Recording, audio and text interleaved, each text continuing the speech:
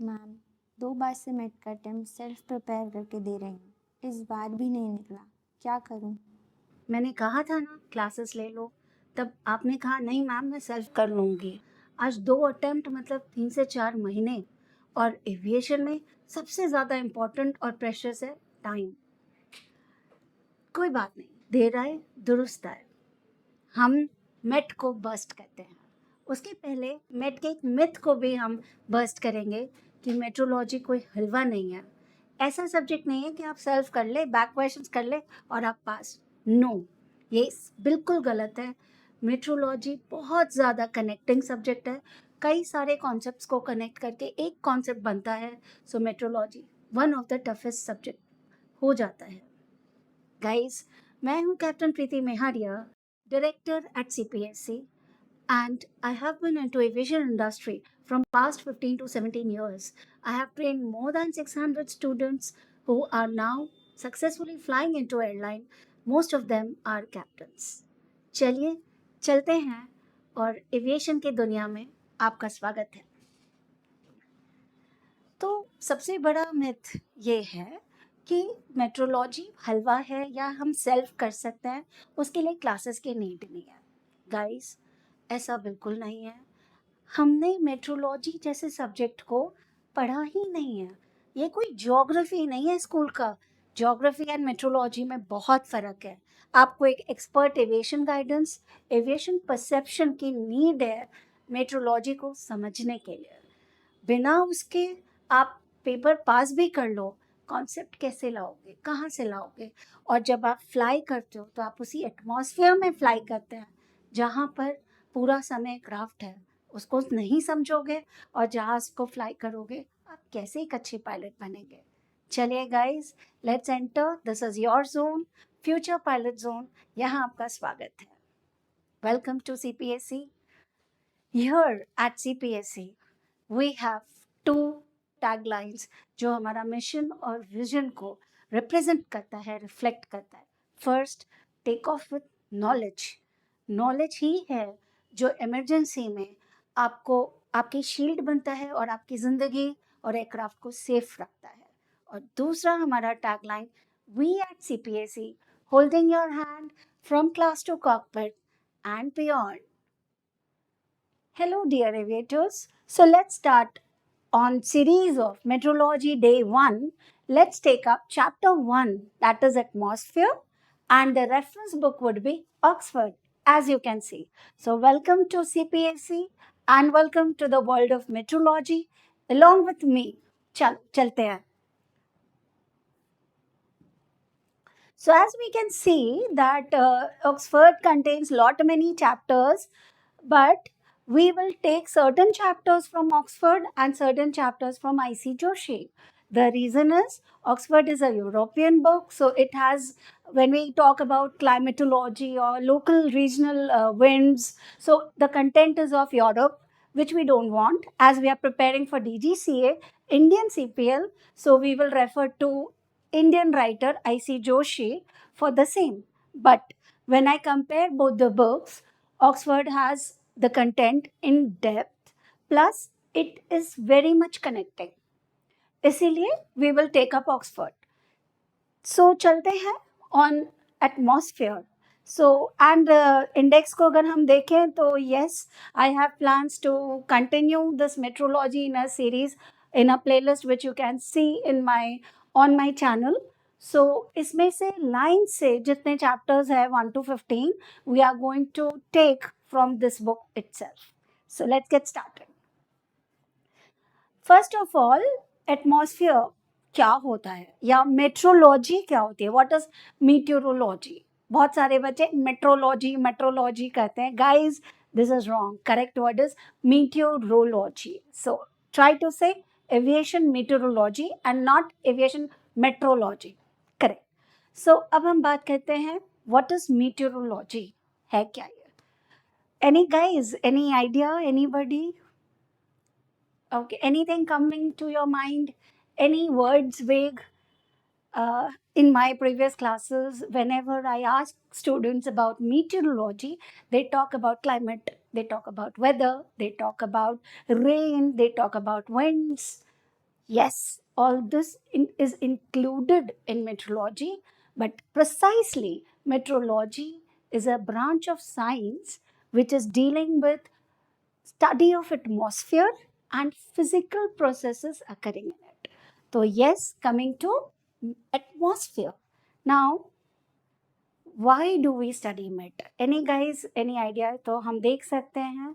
So this is a branch of science dealing with Earth's atmosphere and physical process occurring in it. Lock it. So क्या है meteorology? Branch of science dealing with Earth's atmosphere and physical properties or processes occurring in it. Reasons to study met. क्या जरूरत है भाई, मैं तो pilot बनने जा रहा हूँ, मुझे तो जहाज उड़ाना है, मुझे मेट्रोलॉजी से क्या करना है?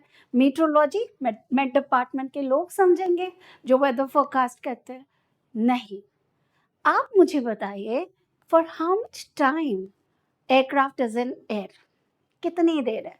The immediate after the departure, immediately aircraft is in air and until you land you are in air. तो भाई जब मेजॉरिटी टाइम आप जहाँ हो उसके नेचर को, उसके कैरेक्टरिस्टिक्स को, उसके हैजार्ड्स को समझना बहुत ज़रूरी है. This is the primary need to study metrology, especially atmosphere. Yes, so we study meteorology to understand physical processes in the atmosphere. What do you mean by physical processes? Physical processes means changes in pressure, temperature, density, humidity, and so on. The list is very long. But yes, primarily to understand physical processes. Second, why do you study meteorology is to understand the met hazards. जब आप fly करोगे atmosphere में, एक चीज metrological hazards होंगे. Hazards मतलब risk to aviation safety of the aircraft, उसको हमें समझना बहुत ज़रूरी है.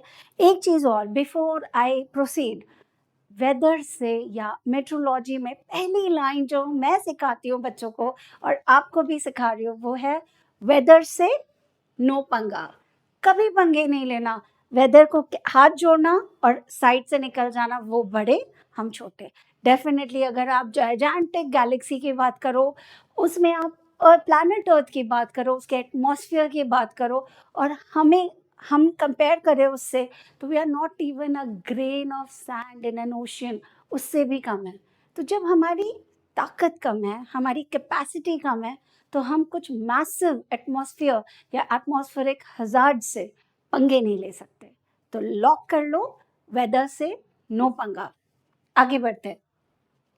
सो metrological hazards and its effect on aircraft. क्यों पढ़ना है? To minimise the risk posed. वो जो हजार्ड रिस्क कर सकता है एविएशन सेफ्टी को, उस हजार्ड को मिनिमाइज करने के लिए हम पढ़ते हैं. Next, to identify the weather information that is required for each flight. Now अब मुझे ये आप बताएं, जैसे कि CPSE class it is based at Indore, तो इंदौर से आपको दिल्ली जाना है, तो आपको यूएसए के वेदर से कोई मतलब है? नहीं, आपको सिर्फ उस लेग से मतलब है जहां आप फ्लाई कर रहे हो. तो यस, एक पर्टिकुलर फ्लाइट का एक लेग है जहां डिपार्चर है, डेस्टिनेशन है और रूट है. बस उस लेग के वेदर इंफॉर्मेशन से आपको मतलब है, इसीलिए you have to understand the weather information for that particular flight. Next, to interpret actual and forecast weather condition from the documentation required. Now, what are the documentations required for weather parameters? This is METAR and TAF. So, TAF is a forecast and METAR is actual weather indications, parameters. So, उसको study करना. अब ऐसा तो है नहीं कि met office जो matter है आपको एक लव लेटर फॉर्मेट में देगा कि this is this, this is this, please note down, please do this. No, they write it in the most encoded form and abbreviated form. So a pilot should understand how to decode it and how to interpret it correctly so that you are aware of the environmental conditions wherein you are going to fly. आगे बढ़ते हैं. To analyze and evaluate weather information before flight and in flight. Yes, इसी का continuation है जो मैंने अभी explain किया, and to devise solutions to problems presented by weather conditions. ये सारे रीजंस हैं जिसके वजह से हमें पढ़ना चाहिए। एंड वेदर से रीड करके बोलिए सब लोग, क्या लिखा है मैंने? वेदर से नो पंगा, इसको हम देते हैं 3 स्टार्स। तो इस बात को हम लोग नहीं भूलेंगे। Let's proceed.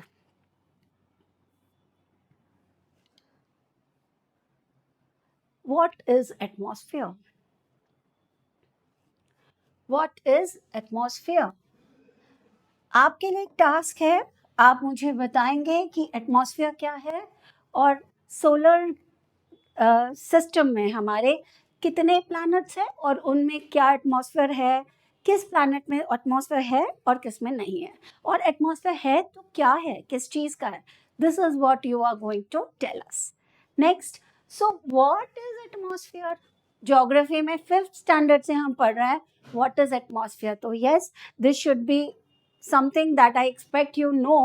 So atmosphere is envelope of gas surrounding a heavenly body, isn't it? Right. हमारी अर्थ का जो एटमॉस्फेयर है, remember this word by volume, it is nitrogen is to oxygen 80 is to roughly 80 is to 20, मतलब 4 is to 1. Remember this, क्योंकि by weight it is 3 is to 1. आगे बढ़ते हैं।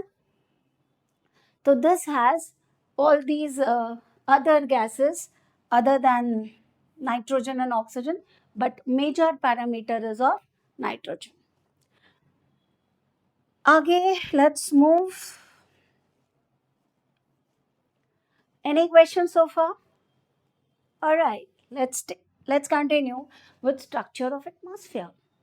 अब एटमॉस्फेयर का स्ट्रक्चर कैसा है? स्ट्रक्चर कैसा है मतलब उसकी एक्सटेंट क्या है, उसके पैरामीटर्स कैसा है, प्रेशर, टेम्परेचर, डेंसिटी, ह्यूमिडिटी, इन सब पैरामीटर्स को स्टडी करेंगे एंड ऑल्टीट्यूड वाइज करेंगे।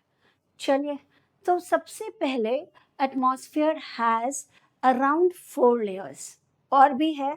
when you go in deeper into geography you will have 2, 3, 4 layers extra, but हमें उसका रिक्वायर्ड नहीं है। हमारे सिलेबस में एक चीज़ और याद कर रखना, ऑक्सफोर्ड का जो बुक है इट इज़ ATPL लेवल, जबकि आपका सिलेबस में जो है that is CPL level. So ATPL is 1 step higher, so हम ऑलरेडी उतना पढ़ रहे हैं जो CPL से 1 स्टेप हायर है। तो इसीलिए जितना इस टेक्स्ट बुक के रेफरेंस से हम पढ़ रहे हैं that is more than enough for your CPL level.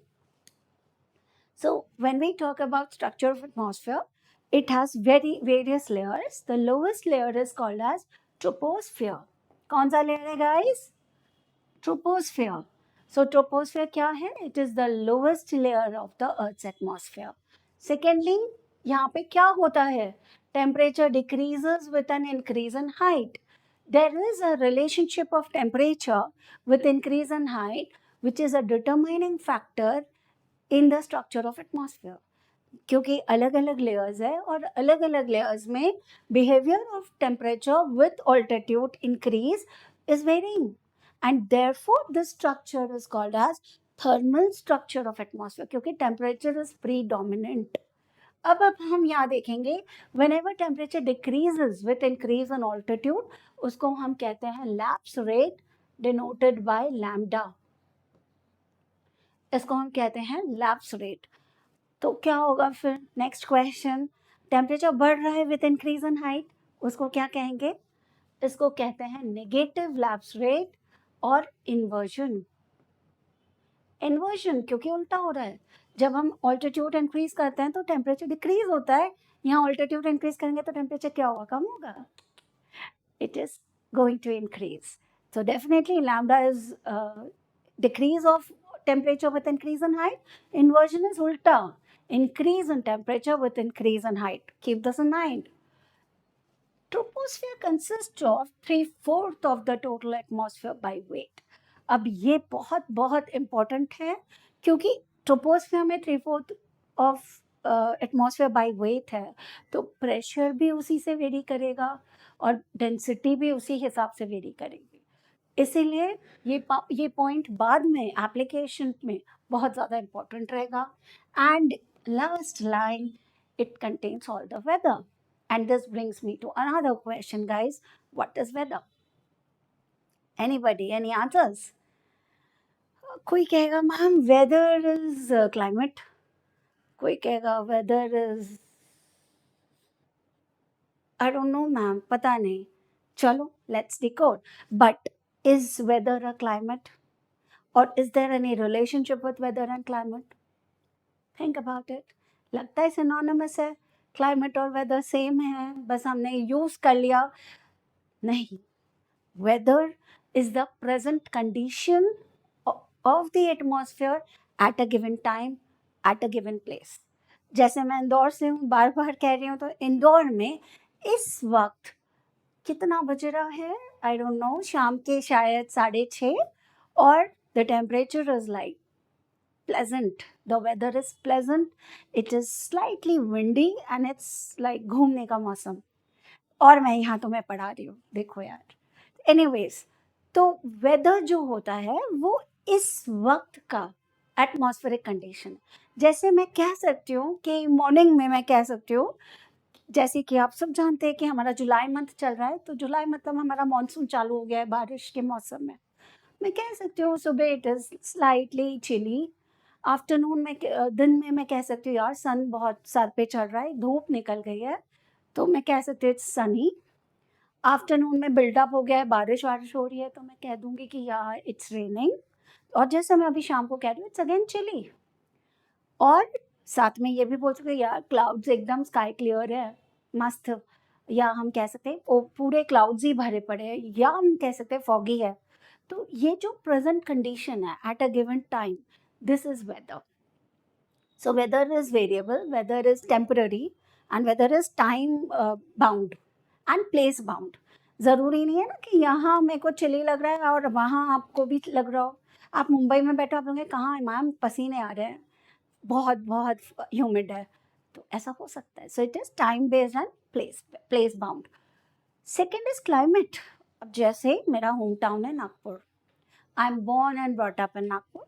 तो over the period of 25 years 30 years, मतलब जितनी आपकी एज भी नहीं है, मेजॉरिटी आपकी एज भी नहीं है, उतने समय तक किसी पर्टिकुलर प्लेस के वेदर को स्टडी किया जाता है और उसको एवरेज आउट किया जाता है, और फिर उसको डेसिग्नेट किया जाता है कि इसका वेदर ऐसा है. जैसे for example Nagpur is hot, और hotter than Nagpur is Chandrapur, और वहाँ पे बहुत सारी कोल माइंस है. तो यस, जोग्राफिकल पैरामीटर्स, लैंडस्केप्स, ये सारी चीज़ें डिफाइन करती है एक पर्टिकुलर क्लाइमेट को. तो yes, Chandrapur is very hot, Nagpur is hot. But parallel में मैं जम्मू की बात करूँ तो इट्स वेरी कोल्ड. मतलब गर्मियों में भी वहाँ हम बर्फ़ देख लेते हैं. अगर हम मुंबई की बात करें तो इट्स कोस्टल रीजन, तो बहुत ह्यूमिड है. You cannot survive there without an AC properly, and coolers don't work there.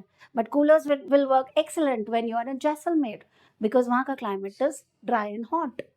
तो इस तरह से हम climate को समझते हैं. आगे बढ़ेंगे. So ये जो ऑलमोस्ट ऑल द वेदर है वो आपको ट्रोपोस्फेयर में मिलता है.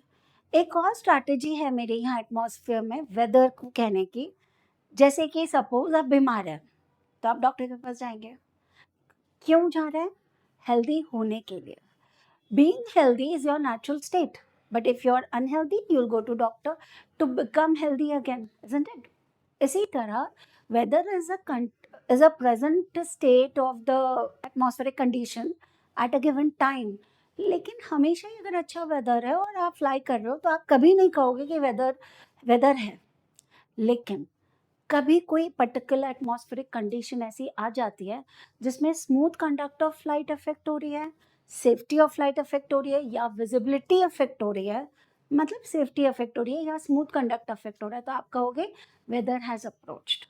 सो व्हाट आर द पैरामीटर्स, या what are the particular physical atmospheric parameters जिनको हम वेदर करके एड्रेस करते हैं या डिफाइन करते हैं? There are many. Let's names few. thunderstorm, rain, hail, gust, storm, microburst, wind shear, और क्या था, ऐसे ही मीन्स फॉग, आइसिंग, ऐसी कोई भी कंडीशन जो स्मूथ कंडक्ट ऑफ फ्लाइट को अफेक्ट करती है उसको हम कहते हैं वेदर अप्रोच हो रहा है।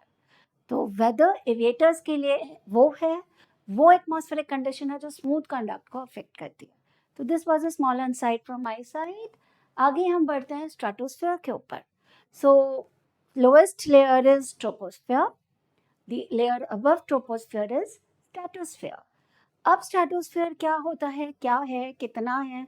तो यस, स्ट्रेटोस्फेयर ट्रोपोस्फेयर के ऊपर है। तो अब पहले तो स्ट्रेटोस्फेयर कहाँ तक जाता है? स्ट्रेटोस्फेयर जाता है करीब करीब 50 kilometres above the earth surface, but it is above the troposphere. Troposphere हम बात करेंगे when we talk about tropopause कि कितने कितने डायमेंशन, क्या डायमेंशन है उसके इक्वेटर के ऊपर और पोल्स के ऊपर, इट इज वेरिएबल। हम लोग उसको एवरेज मानते हैं 11 किलोमीटर्स। सो आप 11 मान लें और समझ लें 11 किलोमीटर से स्ट्रेटोस्फेयर शुरू हो रहा है and it will continue till 50 to 60 kilometres. Secondly, stratosphere में क्या होता है? मैंने कहा था कि it's a thermal structure of atmosphere. तो अगर वहाँ पे लैम्डा होता तो वो लेयर ट्रोपोस्फेयर ही होती, वो डेसिग्नेट ही नहीं हो सकती थी कि ये ट्रोपोस्फेयर अलग है और स्ट्रेटोस्फेयर अलग। स्ट्रेटोस्फेयर में temperature behaves differently with increase in height और ऑल्टीट्यूड। क्या होता है फिर स्ट्रेटोस्फेयर में? स्ट्रेटोस्फेयर में कुछ तो उल्टा होता है। क्या उल्टा हो रहा है? It is increasing with height. What? Me? You? Temperature. Stratosphere में temperature increases with increase in altitude. Any guesses क्यों ऐसा हो रहा है? सोचो सोचो। ओजोन का नाम सुना है? ये मैंने बता दिया। अच्छा, anybody would tell me how do we denote ozone? कैसे लिखते हैं? ऑप्शन दे रही हूँ, O1, O2, O3। कौन सा करेक्ट है? हाँ पे डाल लीजिए ABC में से एक टिक करने की, क्योंकि जब आप मेट्रोलॉजी का एग्जाम देंगे तो अल्फा ब्रावो चार्ली में से एक आंसर करेक्ट होगा। यहाँ पे ozone is denoted by Charlie which is O3। Very good. चलिए आगे बढ़ते हैं। तो ये ओजोन जनाब करते क्या है? ओजोन होता कहाँ है? ओजोन है क्या? Ozone is basically they are loosed O3 oxygen particles, और ये यूवी रेज को ट्रैप करते हैं। Ozone layer behaves like an umbrella to us. ये यूवी रेज को एब्जॉर्ब भी करते हैं, अर्थ तक पहुंचने भी नहीं देते हैं, और वो हीट को ट्रैप करके रखते हैं, जिसकी वजह से स्ट्रेटोस्फेयर में टेम्परेचर इंक्रीज होने लगता है। तो यस, ओजोन लेयर अब प्रेजेंट किस ऑल्टीट्यूड पर है? तो जितने भी ऑल्टीट्यूड्स मैं बता रही हूँ ना, ये मीन सी लेवल या अर्थ सरफेस है। तो अर्थ सरफेस से ओजोन प्रेजेंट है 22 टू 23 और 25 किलोमीटर्स तक। अब 22 टू 25 किलोमीटर में जब ओजोन प्रेजेंट है तो वो थिक कितना है? अगर हम उसको पूरा कंप्रेस कर दे तो हार्डली 4 mm की जो शीट होती है ना, अगर हम आपको मिठाई पसंद है तो काजू कतली पे जो एल्यूमिनियम सिल्वर की जो फॉइल की परत लगती है, बस उतना थिक है हमारा ओजोन लेयर। पर ओजोन लेयर हमारा बहुत काम का है। एक और चीज़, बीच में ड्यू टू हम लोगों के excessive use of chemicals and बाकी चीज़ों की वजह से ओजोन में होल हो गए थे, एंड जिसकी वजह से यूवी रेज पूरी मतलब सपोर्टिव नहीं थी, अर्थ तक पहुंच रही थी, which was very very dangerous. और अभी ये कोविड का टाइम आया इन लेट 2019-2020, इस बीच we all were not commuting, we were not travelling by vehicles, और ये ओजोन लेयर अपने आप रिपेयर भी हो गई थी। ये न्यूज़ आपने सुनी होगी। तो ozone is very important. Ozone increases temperature with increase in height, and ये जो स्ट्रेटोस्फेयर लेयर है ये 50 टू 60 किलोमीटर्स तक रहती है। चलो आगे बढ़ते हैं। Tropopause, this is very very important when we talk about, and very very highly conceptual, और ये चीज़ हम भूल भी सकते हैं, मतलब मिस्टेक करने के चांसेस बहुत ब्राइट है। तो ट्रोपोपॉज को हम थोड़ा अच्छे से समझेंगे। What is tropopause, what are its repercussions अगर हमने ट्रोपोपॉज को ठीक से नहीं समझा तो? अगर हमने ट्रोपोपॉज को ठीक से नहीं समझा, हम जेट स्ट्रीम्स नहीं समझ सकते, हम विंड सर्कुलेशन पैटर्न को नहीं समझ पाएंगे, हम टर्बुलेंस को नहीं समझ पाएंगे, और अगर हमने ट्रोपोपॉज को ठीक से नहीं समझा तो हम बहुत सारे हमारे वेदर एस्पेक्ट्स या बहुत सारे कॉन्सेप्ट्स जो है वो सारे ट्रोपोपॉज पर बेस्ड है, क्योंकि ट्रोपोपॉज की बाउंड्री, ट्रोपोपॉज की हाइट, ये कुछ ऐसे फैक्टर्स पर डिपेंडेंट है जो टेम्परेचर पर बेस्ड है और लैटिट्यूड पर बेस्ड है। तो इसको हम कहते हैं हमारी नेक्स्ट सीरीज में। Thank you. Hello everyone, this is Riya Raghuvanshi here. I have joined CPSE from the April batch and it's been approximately 2 months since I have joined, and my journey with CPSE has been really great. Alongside, I would really like to appreciate Preeti ma'am's efforts into me. She has helped me a lot, she has groomed me a lot, and I believe with her guidance I can clear papers in my first go. Also, I would like to especially talk about the environment in CPSE. It's been really nice. Everyone's so friendly and helpful, and it has improved me a lot. Well, I would like to say, go through your research, but you will actually come here only. But I really think if you join CPSE, it's gonna be a great journey, as it was for me, and it will be for you. I am currently studying my subjects such as air regulation and air navigation, and I'm hoping to pass all of them in my September attempt. So I would like to thank Preeti ma'am for all the guidance, for grooming my confidence, and all the effort she has put into me. So thank you for that.